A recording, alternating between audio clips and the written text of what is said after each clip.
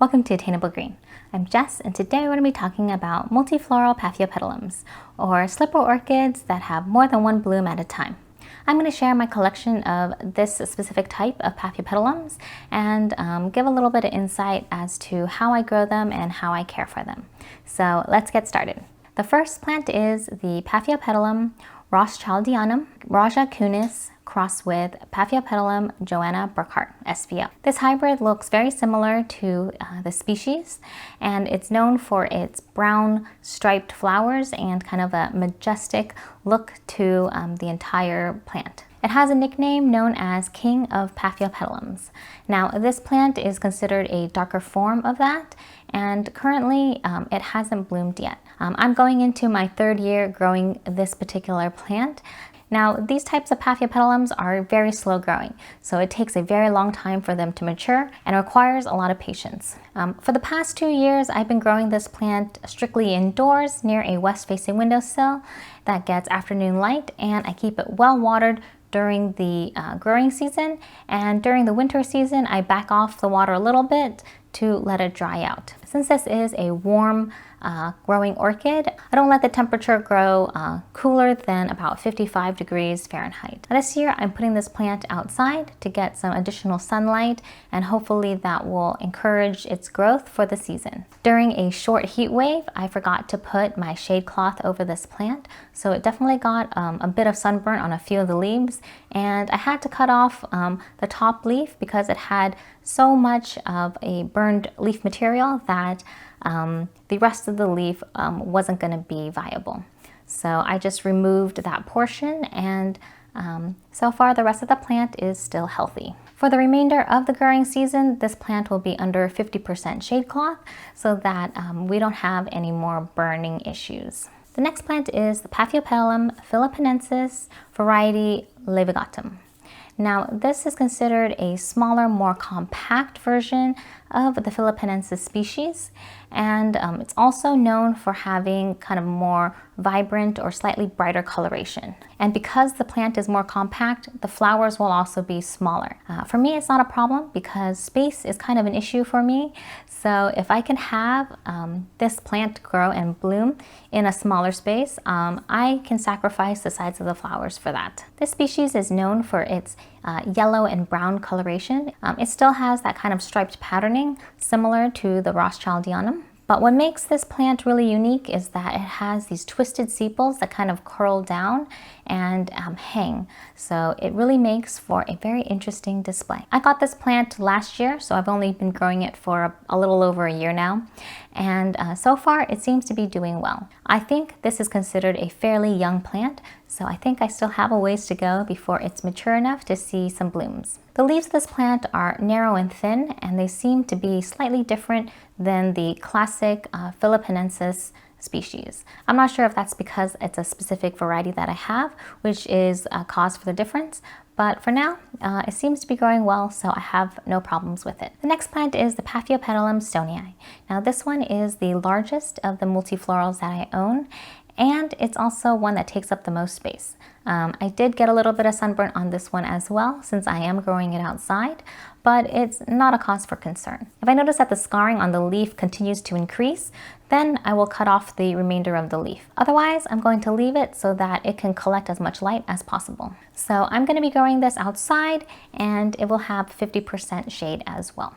This plant is known for its colorful, kind of reddish, brownish pouch with kind of this white dorsal sepal with some stripes, and it just has a very unique look. I think it's just one of the more interesting looking of the paphiopedilums that I have found, and so I definitely want to try it out.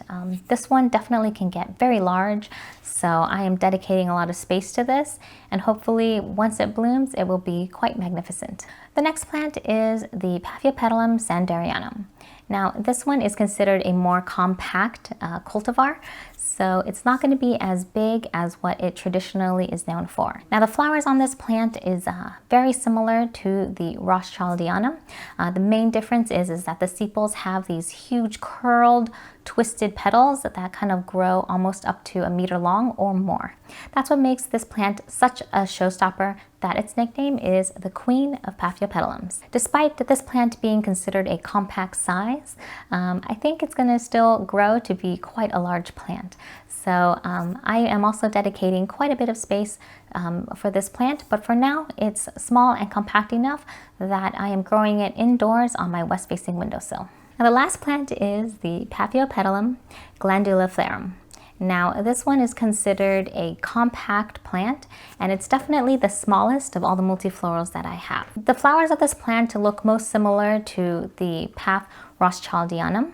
The only difference is that the sepals have a little bit of a twist on them.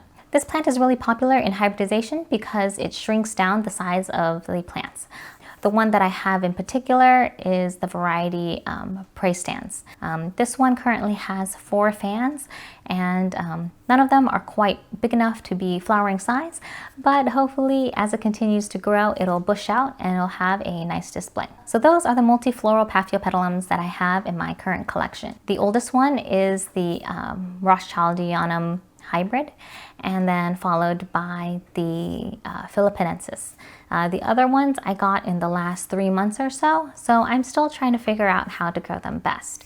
If they're small and compact enough, then I grow them on my west-facing windowsill indoors so that it gets a lot of afternoon light, and I try to keep it as warm as possible. So the temperature range for that will be a minimum of 55 degrees Fahrenheit, and it goes up to about 85 degrees Fahrenheit in the summertime. As for humidity, I have it between 40 and 60%. And I just water with tap water. Most of these plants are potted up in a small bark mix. Some have chunks of perlite, some have a little bit of lava rock, but overall the mix is pretty similar. I try to keep it relatively moist, and I give it a day or 2 to dry out, and then I water it again. Currently, I'm using a slow-release NutriCoat for all of these plants, and it seems to be doing quite well. I've only repotted 3 of these plants so far, and it was a relatively simple thing to do. These plants can be potted up almost any time, but it's best to pick a time when you know that the roots are growing, or you know that there's a new growth or a new fan emerging and the roots are just peeking out. Those are kind of the prime times to check on the roots.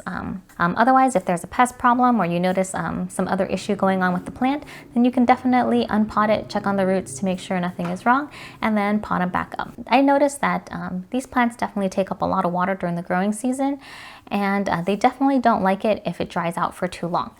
If that does happen, you'll notice a little bit of pitting on the leaves.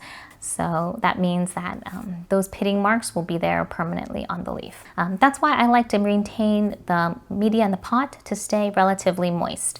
It doesn't have to be wet all the time, but also you don't want it to stay dry for long periods of time. Supposedly, these Paphiopedilums can handle higher amounts of light compared to other types. I've heard some people say they can grow it up to Cattleya level light as long as they are gradually introduced to that kind of high light. And in other cases, they say it's fine growing in lower light conditions. It really just depends on your environment and what you can provide. And for me, I'm trying to see how much light I can give it first, and then we'll see if we can push it by bringing it outside. I'm testing it out with 2 plants so far, and aside from a little bit of sunburn because of a short heat wave, I think they're doing quite well. Once again, these plants are very slow growers, so they definitely take a lot of time to mature. But once they mature, I heard that they can bloom either every year or every other year, depending on the species. I really love having these plants in my collection, so I am willing to wait for these plants to mature before I see flowers.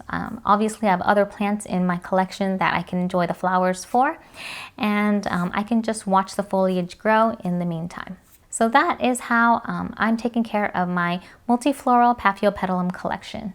If you want to know more, please let me know in the comments. And if you want to see more videos about Paphiopedilums, please click on the playlist. And I'll see you in the next episode. Bye!